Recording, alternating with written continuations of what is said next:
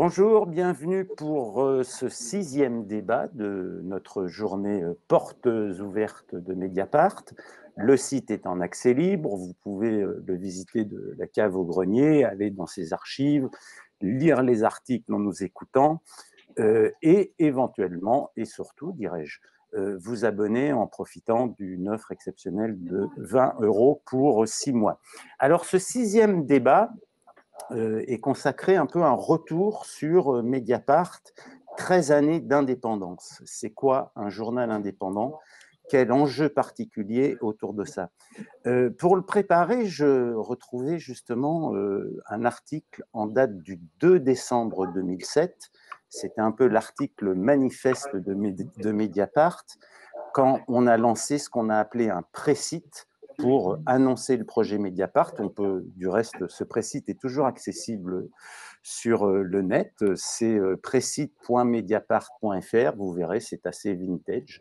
Quand un lecteur retrouvait tout à l'heure notre site un peu vieillot, je lui conseille d'aller visiter ce pré-site et il saura exactement ce que veut dire un peu vieillot.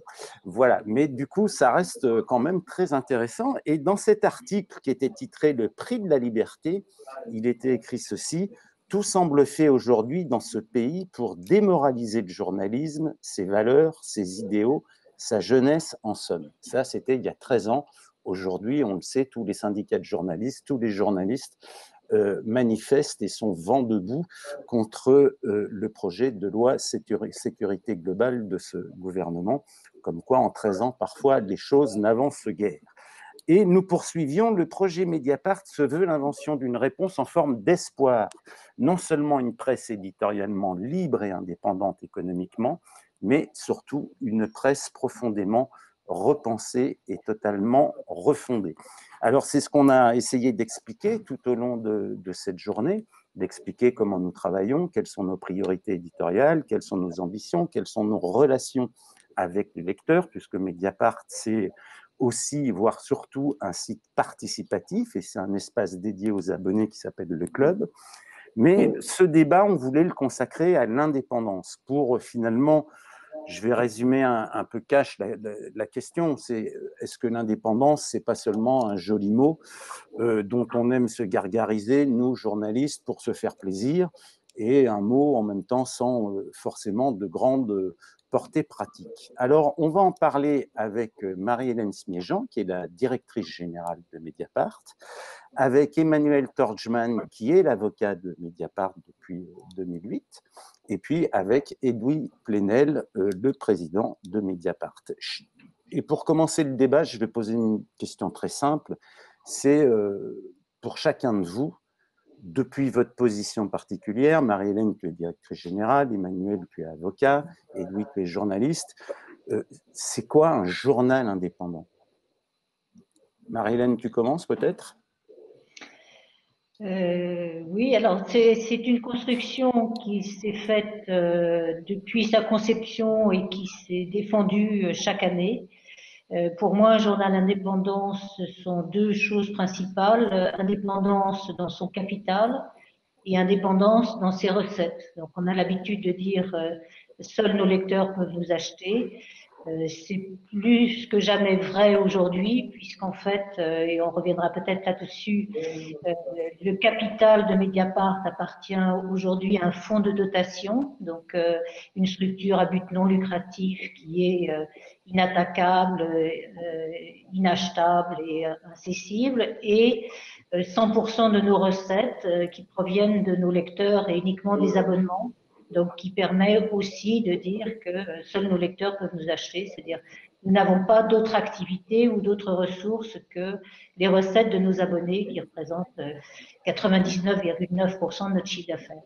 Donc ce sont ces deux clés-là qui garantissent le fonctionnement de l'équipe, que ce soit l'équipe éditoriale bien sûr, mais l'ensemble de ce qu'on appelle les services opérationnels, de pouvoir travailler en toute indépendance et de faire leur travail le mieux possible sans aucune tentative ou autocensure ou éléments externes pouvant les empêcher de travailler en toute liberté.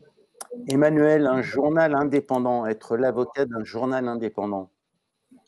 c'est déjà beaucoup de fierté, parce que tu disais depuis 2008, mais l'histoire judiciaire de Mediapart remonte en fait en réalité au Précite, parce que lorsque les premiers articles de Laurent Mauduit ont été mis en ligne, Mediapart avait reçu, je crois de mémoire, 11 plaintes avec demande de mise en examen. Donc c'est depuis 2007, la création de ce Précite. Et c'était une enquête sur les caisses d'épargne. Tout à fait, une enquête sur les caisses d'épargne et à la fin, un désistement et une première jurisprudence de Mediapart qui avait reconnu le caractère abusif des procédures engagées par les caisses d'épargne qui avaient effectué 11 plaintes et qui s'étaient listées quelques jours avant.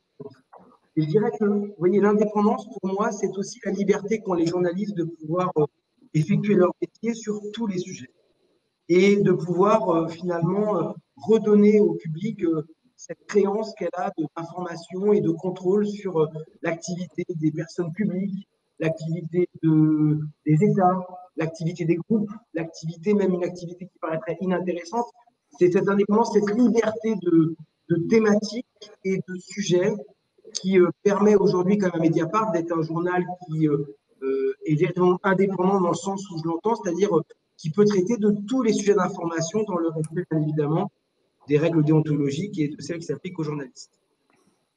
Edoui, très rapidement. Non, bien sûr, l'essentiel a été dit du point de vue des journalistes. Un journal indépendant, c'est celui où rien n'interfère entre la relation professionnelle de journaliste et le droit de savoir des publics, où il n'y a aucun élément extérieur à ce droit fondamental des citoyens et aux règles professionnelles vérifiées, recoupées, légitimité de l'intérêt public de nos informations, où il n'y a aucun parasite, où il n'y a aucun intérêt extérieur qui vient s'en mêler, quel qu'il soit, partisan, économique, financier, étatique, et c'est ça l'indépendance. Voilà. Et à ça, moi, j'ajouterais juste une petite remarque, c'est que pour moi, l'indépendance, c'est la confiance des lecteurs. C'est ce qui permet de reconstruire cette confiance. Et c'est donc aussi une transparence qu'on essaye de faire sur nos comptes. Hein. On est, avec le Canard enchaîné, le seul journal qui, chaque année, publions l'intégralité. Je montre la brochure. Je montre la brochure annuelle. Qui peut être téléchargée sur le site. Alors, il y a une question d'Arnaud, justement, sur indépendance, nous dit-il, veut dire aussi dépendance par rapport aux abonnements. Du coup, comment réussissez-vous à ne pas proposer, entre guillemets, ce qui fait vendre? Edoui? Alors, tu es bien placé, François, en tant que cofondateur, avoir été 10 ans directeur éditorial de Mediapart, avant de passer la main à la nouvelle génération, au tandem de Karine Fouteau et de Stéphane Aliès. Il arrive que nos informations fâchent certains de nos lecteurs. Alors, nous rendons compte, comme tu le dis, nous expliquons. On peut citer plusieurs moments de tension, évidemment des moments de campagne présidentielle où certains qui aiment Mediapart pour ces informations aimeraient que Mediapart soutienne leur candidat et évidemment Mediapart n'est pas lié à tel ou tel candidat. Deuxièmement, tous les débats autour de l'islam, des musulmans, de l'islamophobie qui partagent notre public et parfois certains ne sont pas d'accord avec ce qui anime Mediapart de ce point de vue, c'est-à-dire tenir tous les bouts, faire face au terrorisme djihadiste et à son fanatisme idéologique et en même temps ne rien céder sur la stigmatisation d'une partie de nos compatriotes à raison de leur religion, de leur origine. Et puis, on pourrait citer aussi notre traitement indépendant, c'est-à-dire certains, par exemple, nous voient comme un journal qui accompagne les contestations, qui accompagne les critiques du pouvoir, mais nous enquêtons aussi sur les forces politiques qui peuvent représenter ces intérêts-là. Alors, dans ce cas-là, voilà, on assume notre travail, on l'explique, on le défend et on respecte, j'allais dire, mais tu me rectifieras si la réponse tu la juges insuffisante, on respecte aussi, et c'est ça aussi l'indépendance et la confiance, la liberté du lecteur. le lecteur a le droit de sanctionner son journal en se désabonnant. Hein, c'est un droit. Hein, il n'est pas, il n'a plus envie de lire, ben, il se désabonne. Alors nous, qu'est-ce qu'on fait comme pari? C'est qu'à un moment, ce moment d'énervement passe et qu'un jour ou l'autre, il se dit « Oh là là, j'ai encore loupé une bonne info de Mediapart et donc j'y reviens ». Oui, on a eu comme ça des vagues de départ de certaines personnes qui, quelques semaines plus tard, étaient de retour, et c'est tant mieux. Alors, c'est la question qui est posée, c'est la question qui est posée à Marie-Hélène, et c'est une terrible question parce qu'il faudrait une nuit entière pour y répondre, et que Marie-Hélène ne va disposer que de 2 minutes pour tenter de résumer la chose. C'est une question envoyée par Michael qui dit « Bonjour, je ne comprends rien à cette histoire de TVA. Pouvez-vous nous en dire plus ?» Alors, on ne peut pas reprendre tout le film. Ce n'est pas possible. Il y a énormément d'articles sur le journal, etc. Mais peut-être, Marie-Hélène, juste de faire un point d'étape, puisque ce feuilleton continue. Ça a débuté en décembre 2013. Nous sommes 7 ans plus tard. Ça continue. Juste très rapidement, qu'est-ce qu'on peut en dire aujourd'hui? État des lieux aujourd'hui. Alors, en 2 minutes, l'origine de cette question de TVA, c'est que quand on se crée, on est un journal en ligne et la loi française ne sait pas ce qu'est un journal en ligne. Et donc, quand on se crée, on demande à bénéficier du taux de TVA dit super réduit pour la presse quotidienne d'information politique et générale, qui est un taux de 2,1%. S'en suivent 4 ans jusqu'en 2013 où il va y avoir des discussions sur est-ce que le taux de TVA super réduit était lié à la presse papier et au support papier de la presse quotidienne d'information, ou est-ce que ce taux super réduit était lié au fait que chaque lecteur doit pouvoir acquérir le droit de lecture de la presse le moins cher possible et donc avec un taux de TVA super réduit. Donc tout ça s'organise pendant 5 ans, arrive en fait 2013, l'affaire Cahuzac, et au moment de l'affaire Cahuzac, on va dire 9 mois après l'affaire Cahuzac, je rappelle qu'il était ministre du Budget, nous recevons un avis de contrôle fiscal contestant l'utilisation du taux de TVA de la presse, donc de 2,1% depuis notre création jusqu'en décembre 2013, disant que cette taux de TVA était réservé à la presse papier et ne pouvait être utilisé pour la presse en ligne. Il reste 30 secondes. Il me reste 30 secondes. Merci de ton aide. Donc, non, mais juste aujourd'hui, où en est-on aujourd'hui? Non, mais juste en deux mots. Donc, s'ensuit 50 procédures, dont une première décision qui dit qu'on doit 4,5 millions d'euros à l'État concernant donc pour un peu plus de 3 millions d'euros de différentiel de TVA et pour 1,5 million d'euros des pénalités et intérêts de retard, des pénalités dites de mauvaise foi ou de manquement délibéré. Il y a 2 ans, donc, nous avons un premier jugement du tribunal administratif, puisque s'ensuit une procédure avec l'administration fiscale. Nous avons un premier jugement du tribunal administratif qui dit, sur le différentiel de TVA, on maintient la position de l'administration. Par contre, les pénalités pour mauvaise foi ne sont pas dues, puisqu'il était évident que, depuis le début, Mediapart avait expliqué la démarche et expliqué publiquement le pourquoi de ce taux de TVA de 2,1%. Nous pensions que l'honneur était sauf et que ça allait s'arrêter là, mais le parquet, 2 mois après, décide de faire appel en disant on n'est pas d'accord sur cette décision. Le parquet, et en l'occurrence, le ministre concerné, qui était qui? Gérald Darmanin. Voilà. Bon, ces 30 secondes d'interruption me sont déduites. Oui, mais allez, il y a d'autres questions. Donc, il y a 1 mois, nous recevons le jugement, ce qu'on appelle le jugement d'appel, et là, le jugement est inverse de celui d'il y a 2 ans, et ce jugement dit, si, c'était un manquement délibéré, et il y a bien les pénalités sont bien dues.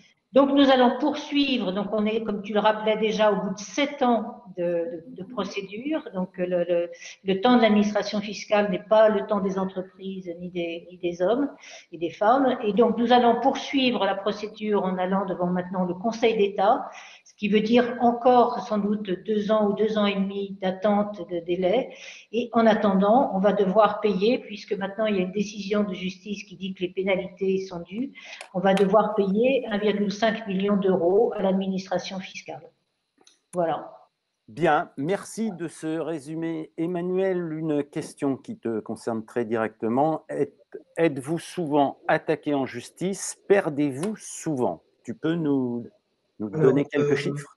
Oui, sans problème. Je n'ai pas le chiffre exact, mais je pense que Mediapart, depuis sa création, a été poursuivi, que ce soit en matière civile ou pénale, environ 250 fois. Donc, c'est-à-dire ce sont sur des procédures qui sont allées jusqu'au tribunal et certaines pour lesquelles les parties se sont désistées, donc à peu près 250. Et sur ces 250 procédures, Mediapart a perdu 5 fois pour des condamnations qui étaient justifiées. Pour le coup, c'était aussi, il faut comprendre que la presse en ligne est une presse qui a créé sa jurisprudence un peu avec un tronc commun avec la presse écrite, parce que c'est toujours la même règle, la même loi qui s'applique, mais néanmoins, il y a des particularités, une célérité, une possibilité de contradictoire plus rapide, plus transparente. Il a fallu aussi que cette jurisprudence, elle se forme. Donc, ce sont des condamnations sur les premières années de vie de Mediapart. Mais je pense que sur les, alors là, c'est à vous, je renvoie la question, peut-être sur les 50 000 ou 60 000 articles qui ont été mis en ligne depuis la création, seuls près de 250 procédures engagées et 5 défaites définitives, étant précisé qu'il y en a une qui n'est pas comptée et qui est très importante, c'est la décision rendue par la Cour d'appel de Versailles en 2013, qui, étrangement, alors que l'affaire Bettencourt connaît, j'allais dire, le retentissement national et international qu'on connaît et les découvertes par les révélations de Mediapart notamment et du point derrière amène. Cette décision, juste Emmanuel, pour préciser, cette décision de la Cour d'appel de Versailles, elle porte donc sur l'affaire Bettencourt et elle nous a obligés à retirer du site un 72 articles. Voilà, c'est ça. 72 articles, et en réalité, c'était à l'origine la demande qui avait été formulée par Madame Bettencourt et son majordome, et pas le majordome, mais le gestionnaire des fonds, initialement concernait 4 articles. La Cour d'appel, finalement, de Versailles, est arrivée à une décision où, dès lors que le mot Bettencourt ou qu'un élément de l'affaire était cité dans un article, demandait à ce que ce soit dépublié, ce qui a amené au total environ 72 articles qui ont été censurés par une décision de justice. Et à l'heure actuelle, nous attendons toujours une date d'audience ou d'examen du recours que Mediapart a intenté devant la Cour européenne des droits de l'homme pour précisément considérer que cette décision est une atteinte disproportionnée et injustifiée à la liberté d'expression. D'accord. Est-ce que tu peux expliquer à ceux qui nous regardent comment tu travailles avec la rédaction de Mediapart sur des enquêtes sensibles, les relations qu'on a, à quel moment on te fait relire les articles pour avoir tes conseils, comment tu peux intervenir Alors, évidemment, il y a une partie qui relève du secret, et ça c'est normal, aussi bien pour l'avocat que je suis que pour les journalistes de Mediapart, mais il faut savoir, c'est que moi, on a construit une méthode de travail tout de même ensemble. Je ne participe jamais à l'enquête journalistique. L'enquête journalistique, elle est faite par les journalistes sous leur responsabilité, parce que c'est eux qui ont les contacts, c'est eux qui décident d'investiguer, c'est eux qui sont finalement, j'allais dire, débiteurs des obligations journalistiques. Et ensuite, sur certains papiers sensibles, il y a une phase de relecture qui peut intervenir, et c'est intéressant parce que c'est tout la problématique que l'avocat va avoir avec le journaliste, c'est que le journaliste est très souvent préoccupé par l'information qu'il a trouvée et par la contradiction qu'il a pu amener sur les faits qui sont attribués par le public, alors que l'avocat que je suis voit beaucoup l'écriture en réalité. Parce qu'il faut bien comprendre, c'est que la loi du 22 juillet 1980, qui est la loi qui finalement réglemente la presse, c'est ce qu'on appelle la loi de l'expression. Et c'est important parce que ce que font les juges, au-delà de l'information, de vérifier si elle contribue à un sujet d'intérêt général, elle s'intéresse aux mots.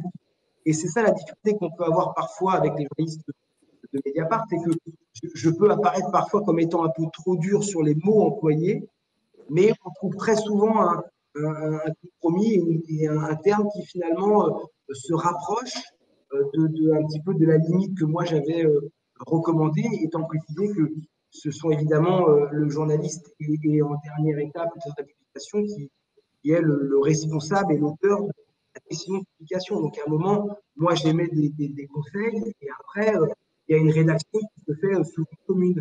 Mais c'est vraiment un travail de relecture et il n'y a pas de travail ni de fond, ni éditorial, ni sur l'information en réalité. Moi, jamais on est associé à un des équipes journalistiques. Ça, c'est le travail exclusif du journaliste. Non, mais c'est par exemple, quand tu dis dans ce travail de relecture sur l'expression, c'est de nous faire comprendre que oui, on peut être condamné sur l'usage d'un adjectif. C'est-à-dire que c'est surtout ça qui est très particulier et que je trouve on n'enseigne peut-être pas assez aux journalistes dans les écoles, c'est que c'est pas tant et j'allais dire peut-être que Mediapart a un peu donné une vision particulière, c'est-à-dire que c'est pas l'information est importante, entendez-moi bien, mais une information qui n'est pas donnée avec des termes qui sont respectueux des obligations journalistiques ou de la loi, ça devient un article qui sera condamné.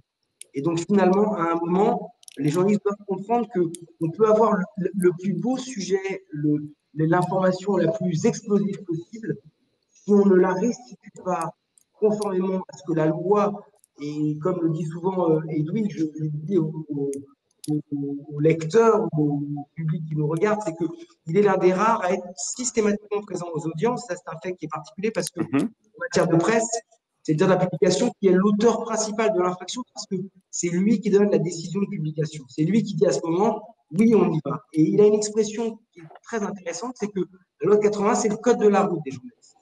Et finalement, le juge est ce policier qui peut à un moment interpeller et vérifier, non pas si finalement l'information, oui, évidemment, c'est le premier point, est-ce que l'information traite un sujet d'intérêt général, mais ensuite on va s'intéresser à la prudence, à la modération, au contradictoire, à l'enquête sérieuse. Finalement, on va rentrer dans un peu cette cuisine journalistique et l'expression, c'est vraiment un sujet qui est très important parce que on peut être rapidement quand même sortir de la route, pour reprendre l'expression routière, si jamais on a une expression qui est parfois un peu trop subjective.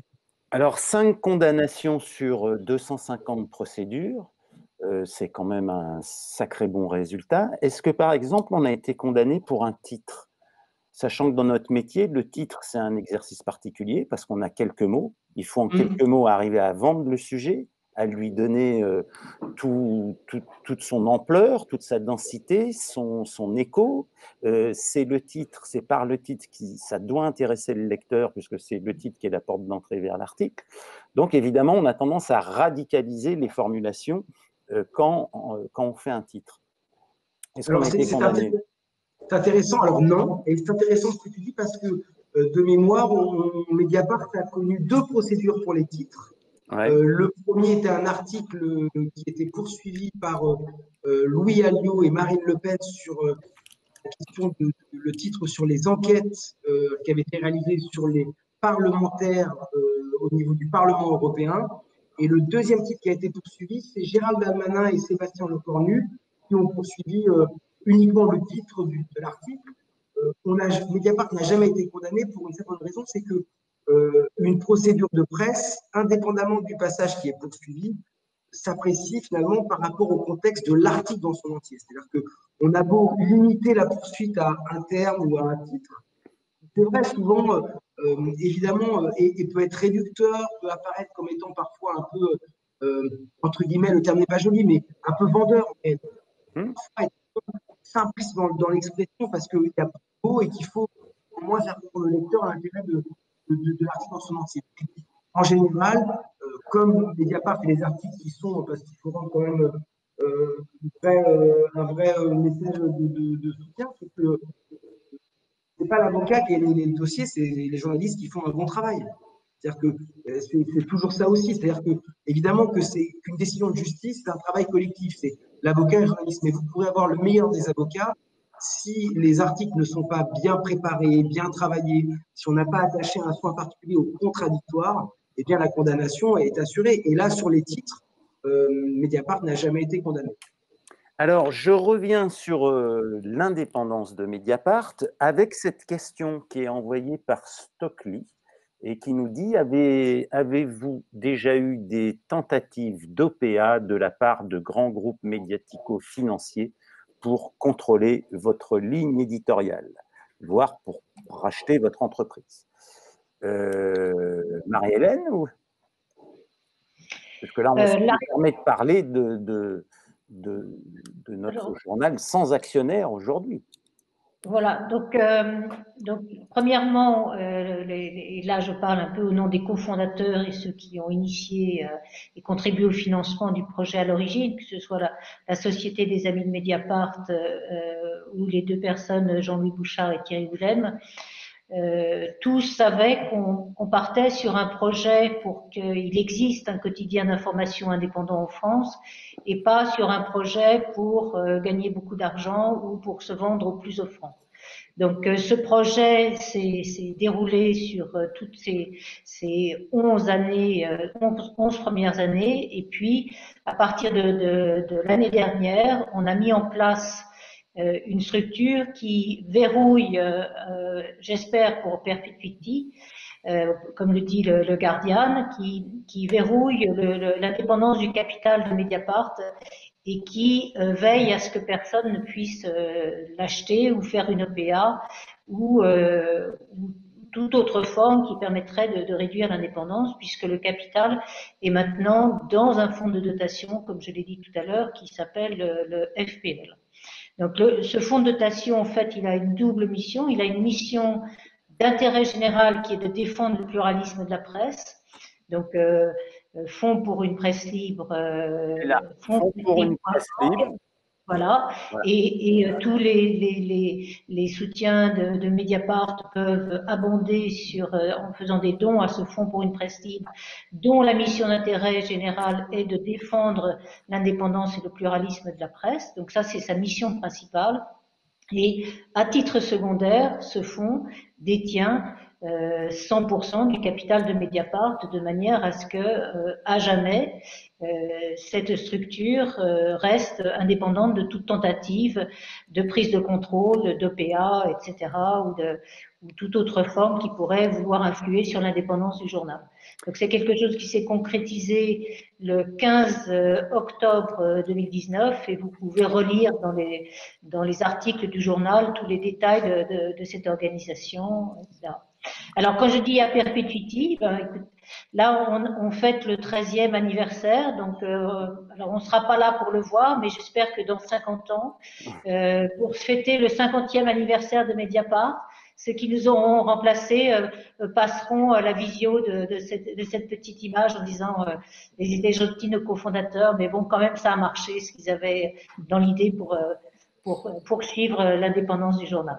Voilà. Alors, Edoui, ce fonds pour une presse libre, bon, disons-le, on en est plutôt très content. On est très content d'avoir réussi ce montage juridique et financier qui garantit à perpétuité, entre guillemets, l'indépendance du journal. Mais non, juste pour dire, c'est une première en France et ça vient s'inscrire dans un paysage particulier des médias.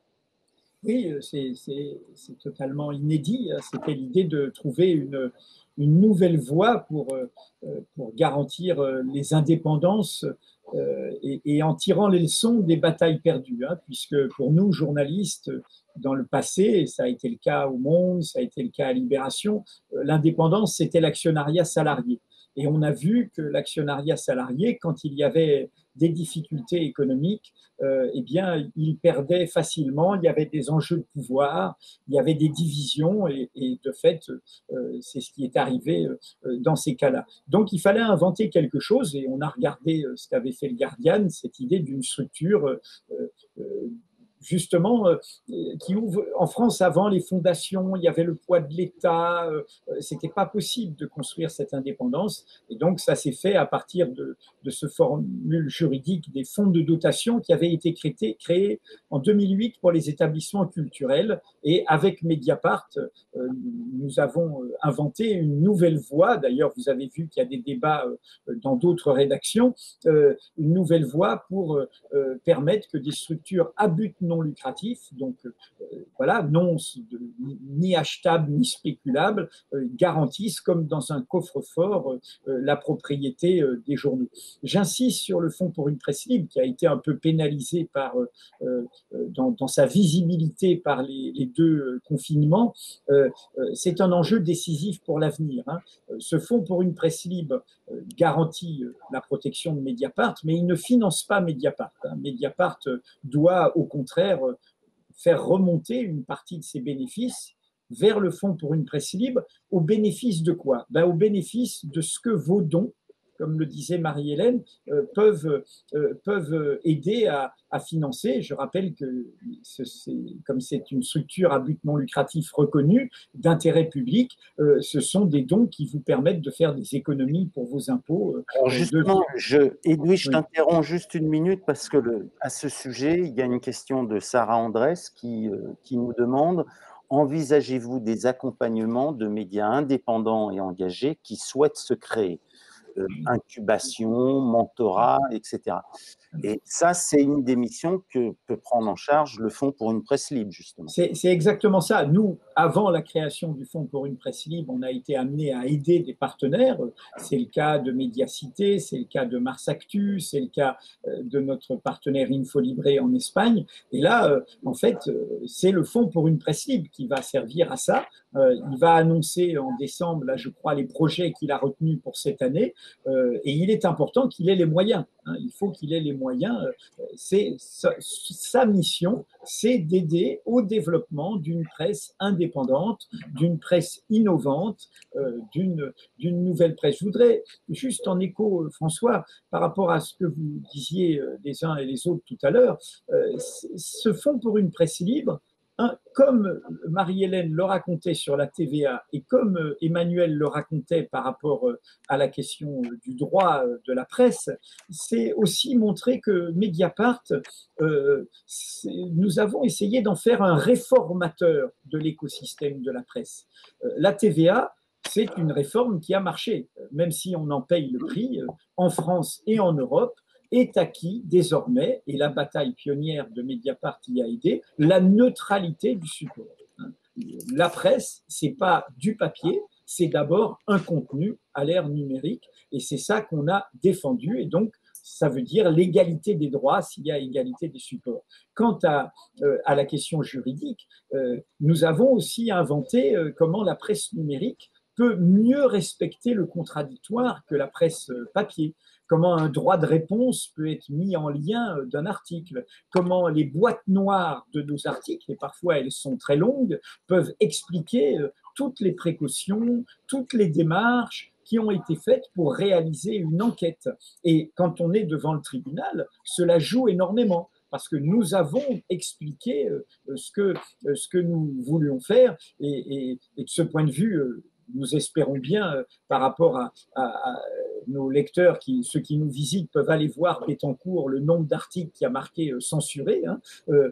Nous aurions pu lever cette censure, puisqu'on a gagné sur le fond, on a été relaxé, évidemment, tout comme le majordome, mais nous le maintenons tant que nous n'avons pas cette décision qui, nous l'espérons, sera condamnée l'État de la Cour européenne des droits de l'homme. Et donc, réforme sur l'existence de la presse numérique, réforme sur le droit de la presse à l'ère numérique, et là, réforme sur le financement de la presse. C'est-à-dire qu'au fond, on peut se dire qu'en une décennie, Mediapart, un peu plus, aura aidé à réformer face à une certaine passivité des pouvoirs publics, il faut le dire quand même, une certaine immobilité des pouvoirs publics qui ont laissé la main à toutes les prédations oligarchiques sur le système médiatique et aussi et avec comme conséquence des médias d'opinion ravageurs qui étouffent l'indépendance des informations sur le bruit, sous le bruit des opinions. Eh bien, on a joué notre rôle, je crois, de réformateur au service de l'intérêt public, de l'intérêt général.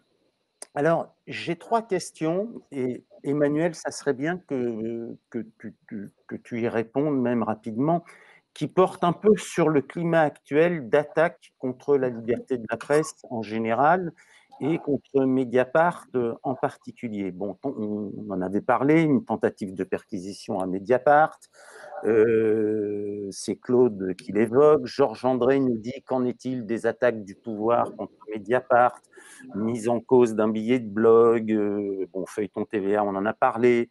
Et puis une question de Janson, peut-on craindre un jour d'avoir une législation qui vous obligerait à révéler vos sources et ainsi à ruiner votre indépendance? Emmanuel, toi qui es un spécialiste du droit de la presse, comment tu assistes à ce qui se passe depuis des mois avec ce pouvoir et ce qui risque de se passer en particulier dans le cadre de la loi dite contre les séparatismes qui sera examinée en Conseil des ministres la semaine prochaine. Comment tu analyses tout ça?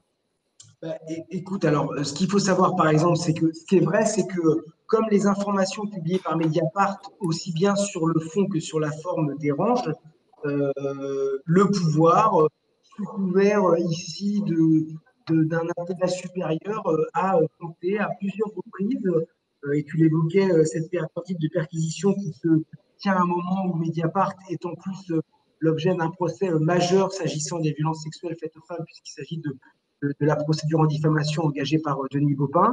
Et on voit ce qui n'était pas arrivé depuis longtemps, une tentative de perquisition par le procureur de la République de Paris, avec 2 procureurs, 4 polices, dont un commissaire de la brigade criminelle, pour évidemment récupérer des enregistrements et au-delà même de l'article qui était mis en ligne, mais c'était pas pour savoir finalement sur quel support et comment ça avait été récupéré. Donc là, on voit une première tentative précisément en utilisant le code pénal.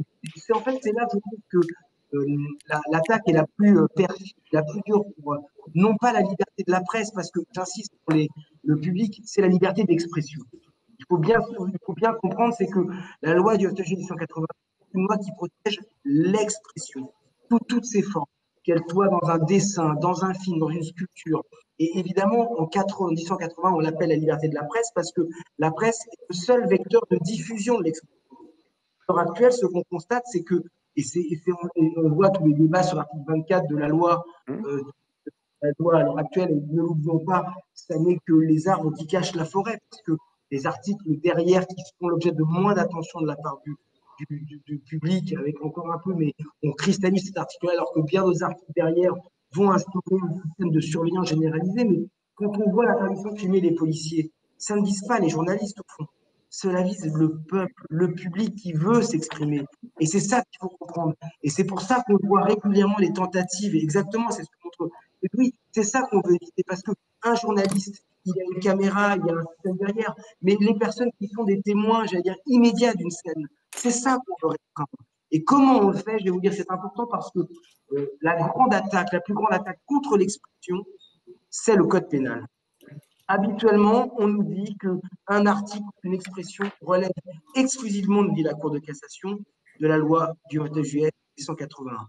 Or, vous voyez, à l'heure actuelle, nombre de journalistes sont entendus par la DGSI ici, par le président de la République de Paris, pour une infraction qui est celle du recel, du violation de secret de l'instruction. C'est-à-dire qu'en substance, ce qu'on reproche aux journalistes, c'est d'avoir détenu des documents qui contenaient des informations qui ont été après publiées. Et vous voyez bien qu'il n'y a jamais de poursuite pour les journalistes.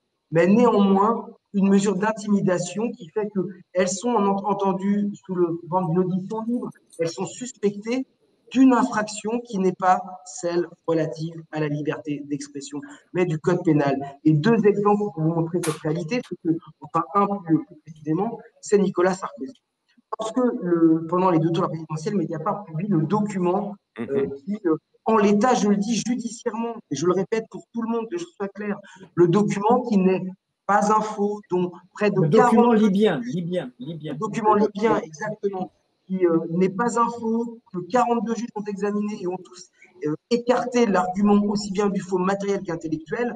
Que fait Nicolas Sarkozy? Il ne poursuit pas sur le fondement de la liberté sur la presse. Il poursuit sur une infraction du code pénal.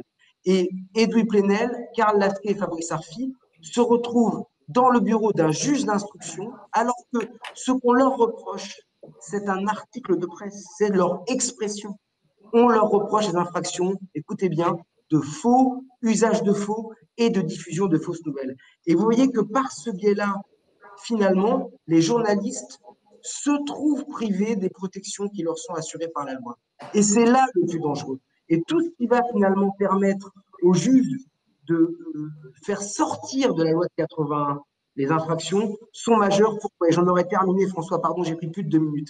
Mais le juge judiciaire qui contrôle un article de presse, il est le juge du mot. Le juge pénal, qui va peut-être juger ou qui juge déjà certaines infractions qui ne sont que de l'expression, est le juge du fait. Et on ne pourra jamais avoir une vraie bonne décision de l'expression si on demande à un juge du fait de contrôler le mot. Et c'est ça qu'il faut comprendre. Alors ça peut paraître totalement déplacé à l'heure actuelle, mais ne l'oublions pas, dans les cités démocratiques, c'est l'expression qui fait qu'on tue les gens. À l'heure actuelle, l'expression, que ce soit les caricatures, je pensais à ce film tout à l'heure magnifique qui s'appelle Papicha, où on voit des jeunes femmes algériennes décider de faire un défilé de mode. Elles sont assassinées parce qu'elles n'ont fait qu'exprimer, c'est de l'expression. C'est une liberté qui est fondamentale. Et si on retire au juge du mot l'esprit et le contrôle de ces infractions-là, on arrivera à des décisions où on demandera à des juges du fait, et donc on trahira au fond l'esprit de la liberté. Merci Emmanuel. Oui, rapidement. Non, je voulais vraiment insister parce que c'est vraiment, on est dans ce climat, y compris cet automne avec la décapitation de Samuel Paty et les autres attentats et le procès Charlie Hebdo, où on a ce paradoxe d'un pouvoir qui, au nom de la liberté, décide de s'attaquer à la liberté que vient de souligner Emmanuel. C'est-à-dire, au fond, de créer une sorte de religion, de dogme, qui empêcherait ce qui est au cœur de l'expression. L'expression, c'est le droit de dire, d'exprimer des opinions, des idées, de rendre public aussi des vérités qui dérangent, qui ne font pas l'unanimité, qui bousculent, que certains n'ont pas envie d'entendre. Et là, on voit bien l'effet de levier. Au nom de la liberté qui a été attaquée et blessée, il voudrait qu'on ne puisse plus exprimer ce qui dérange les pouvoirs, c'est-à-dire notamment le pouvoir étatique ou le pouvoir économique qui lui est lié. Et c'est ça le sens de toutes les attaques que nous subissons, parce que évidemment nous sommes au cœur de ce travail-là. Alors, je reviens sur des questions qui concernent la gestion de Mediapart, son organisation, ses finances. Marie-Hélène, une question de Charlie. Tous les salaires sont illégaux à Mediapart? Alors, la réponse est non, mais l'échelle de salaire à Mediapart est de 1 à 3,25, je crois. Donc, entre le plus bas salaire et le plus haut salaire, il y a un rapport de 1 à 3,20 et quelques. Donc, en revanche, tous les salaires ne sont pas égaux. Les salaires sont, en tout cas, par exemple, pour citer ceux de l'équipe éditoriale, uniquement indexés sur l'ancienneté professionnelle. Donc, c'est l'ancienneté carte de presse qui détermine les augmentations de salaire à l'intérieur de l'équipe éditoriale. Autre question, est-ce que la crise du Covid a eu un impact sur les finances de Mediapart? Allez-vous devoir licencier? Allez-vous devoir augmenter l'abonnement? Alors la réponse est oui, elle a eu un impact et non, on n'a pas besoin de licencier. En fait, pendant la période de confinement, il y a eu d'abord une forte demande de lecture d'informations, donc ça a profité à l'ensemble des journaux, pas seulement à Mediapart, mais surtout il y a eu, on va dire, la démonstration du choix du modèle de Mediapart, c'est-à-dire que Mediapart ne lui vend que des abonnements, n'a pas eu d'impact négatif comme d'autres journaux ont pu en avoir et qui ont des recettes qui sont de l'événementiel, de l'organisation de débats, de l'organisation de festivals, etc. Donc le confinement a eu et a entraîné une très forte croissance du nombre d'abonnés qui sont restés puisqu'on va terminer la fin de l'année avec environ 220 000 abonnés, ce qui est une croissance très importante par rapport à la fin de l'année dernière où nous avions 170 000 abonnés pour donner les ordres de grandeur. Donc, et puis je crois qu'on peut ajouter que le confinement et cette crise, outre le besoin d'information, le besoin de comprendre, etc., et donc une lecture très importante des médias d'information de qualité, c'est un vrai basculement dans le numérique. C'est-à-dire autant les titres papier ont horriblement souffert de par le confinement sur fond d'une crise qui dure depuis des années, avec la destruction du système de kiosque, la destruction du système de distribution et tout. Donc les titres papier ont terriblement souffert, mais le basculement sur le numérique, sur des offres journalistiques, de journalisme de qualité, ont été enfin, ce basculement-là a beaucoup profité à tous les titres d'information de qualité, et pas seulement à Mediapart, au Monde, à peu près tout le monde, quoi. Effectivement, comme nous n'avons jamais eu de papier, nous n'avons pas subi ce qu'ont subi d'autres grands titres de la presse, qui est en fait l'arrêt de Prestalis, donc qui est l'organisme qui diffusait la presse papier et qui a aggravé encore les conditions pour un certain nombre de quotidiens papier ou de presse papier au sens large. Alors, autre question, connaissez-vous les proportions des différents groupes socio-professionnels parmi le lectorat de Mediapart, et sinon, comment les estimerez-vous? Alors, la réponse, là encore, est non, c'est-à-dire qu'on ne demande rien à nos abonnés, on ne leur demande pas où ils habitent, enfin, ils peuvent leur renseigner s'ils le souhaitent, renseigner leur nom, leur adresse, etc., mais ils peuvent juste s'abonner en créant nom, prénom, identifiant, mot de passe. Pourquoi est-ce qu'on leur demande rien? Parce qu'on ne leur vend rien d'autre. C'est-à-dire qu'on n'a pas une commercialisation de produits, de publicité, de choses annexes qui fait qu'on serait intéressé à savoir, ou de données personnelles, qui ferait qu'on serait intéressé à savoir qui ils sont, où ils sont, comment ils vivent, etc., etc. Donc, et on protège absolument rigoureusement la confidentialité de notre base abonnée. On ne l'a jamais partagée, on ne l'a jamais utilisée pour une quelconque activité, autre que de proposer des abonnements ou proposer, quand l'abonné l'accepte, des partenariats sur des projets éditoriaux, des sujets éditoriaux ou des événements. Donc, nous ne connaissons pas on va dire, les caractéristiques socioculturelles de nos abonnés.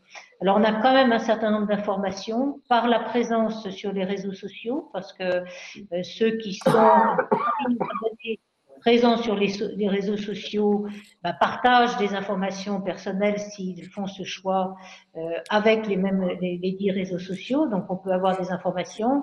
On peut avoir aussi des informations par exemple, les adresses IP, c'est-à-dire que on sait qu'on a à peu près 10% de nos lecteurs qui sont à l'international.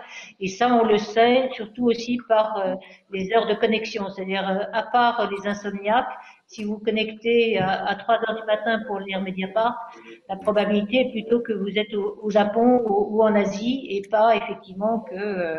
donc ça permet de suivre un peu le parcours international sur quelques abonnés. Le partage Paris-région, on a une idée? Alors là aussi, On a une estimation par les adresses IP, mais qui est plutôt de l'ordre 60-40, c'est-à-dire 60% région et 40% Île-de-France. Sachant que ces notions-là sont en train d'exploser complètement parce que avec le confinement, avec un certain nombre de mouvements qui visent à aller s'installer pour travailler en région, cette notion de partage région Île-de-France a moins en moins de sens aujourd'hui. Une question pour Emmanuel qui est intéressante et qui concerne tous nos abonnés qui participent, qui utilisent leur blog. Une question d'Eniop. Ma question à propos des procédures concerne les blogs. On a su récemment qu'un abonné de Mediapart a été menacé de poursuite, peut-être une manière détournée de nuire au journal. Pouvez-vous rappeler, en ce qui concerne les abonnés, au regard des lois actuelles sur la presse, leur responsabilité et préciser celle du journal en ce qui concerne les blogs? Alors, s'agissant donc, et ça, vous le voyez sur le journal, sur le site internet, c'est-à-dire que vous avez une partie journal où là, c'est Edu Plenel qui est l'auteur principal, donc le responsable de la publication, tandis que sur les blogs, c'est l'auteur du billet de blog qui est responsable de ses. Ça veut dire que dans le dossier, dans l'affaire dont parle François, où on a, semble-t-il, je crois de mémoire, une plainte déposée par Gérald Darmanin pour une diffamation qui aurait été commise à l'égard de la police à la suite de l'assassinat de M. Palti, avec une opinion qui a été mise par un abonné qui est également un blogueur. Là, c'est sa responsabilité à lui pleine et entière qui est engagée par l'acte de publication du billet de blog. Et Mediapart, en réalité, c'est d'ailleurs ce qui est écrit dans la charte de participation et c'est la loi la loi pour la confiance dans l'économie numérique du 21 juin 2004 qui le rappelle, c'est que en tant qu'hébergeur de contenu, alors l'hébergeur de contenu, je le dis, n'est pas une notion juridique, c'est une notion plus médiapartienne, si je puis dire. En tant qu'hébergeur de contenu, Mediapart ne peut être poursuivi que dans l'hypothèse où, ayant été informé d'un contenu manifestement illicite, Mediapart n'aurait pas, de manière prompte comme il l'a fait, décidé de le retirer. Et pour ça, ça veut dire que Mediapart doit être donc informé de manière précise de l'adresse URL à laquelle on peut trouver le billet de blog, des passages qui sont poursuivis, du droit que la personne aurait sur éventuellement une imputation diffamatoire ou alors sur un autre fait publié dans le billet de blog.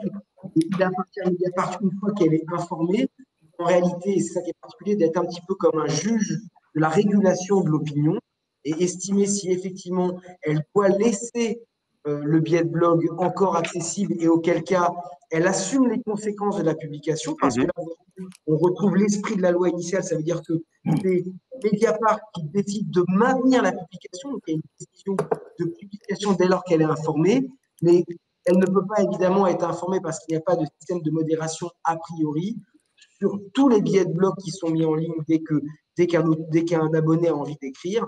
Et donc, il faut bien dire aux personnes qui nous regardent, qui nous écoutent, vous êtes responsable de vos propos sur les billets de blog. Ce n'est que si Mediapart est informé d'un acte qui serait, une publication qui serait, nous dit la loi, manifestement illicite, que si Mediapart décidait de le maintenir, eh bien, Mediapart pourrait être poursuivi avec vous au titre de cette publication qui aurait été maintenue alors qu'elle en aurait été informée. Mais sinon, c'est bien les contributeurs qui sont responsables, je le dis bien, civilement et pénalement. Ça veut dire que dès lors que vous vous exprimez, c'est l'esprit de la loi, on ne réserve pas, contrairement à ce qu'on peut lire ici ou là, les protections de la presse aux journalistes. Les protections de la loi sur la presse vont à toutes les personnes qui s'expriment. Et lorsque vous écrivez quelque chose sur un billet de blog ou lorsque vous mettez en ligne un extrait vidéo, vous vous exprimez et donc vous êtes soumis aux mêmes règles que n'importe quelle personne qui s'exprime ou qui en a fait son métier, c'est-à-dire un journaliste. Et donc, vous êtes soumis. Merci Emmanuel. Alors, il nous reste moins d'une minute. Donc, Edoui, ça va être un défi compliqué pour toi, parce qu'il va falloir que tu répondes à deux questions très rapidement. Pourquoi si peu de médias indépendants de grands groupes en France? Et deuxième question, seriez-vous, Mediapart sera-t-il, pour la troisième fois présent à la manif samedi 5 décembre?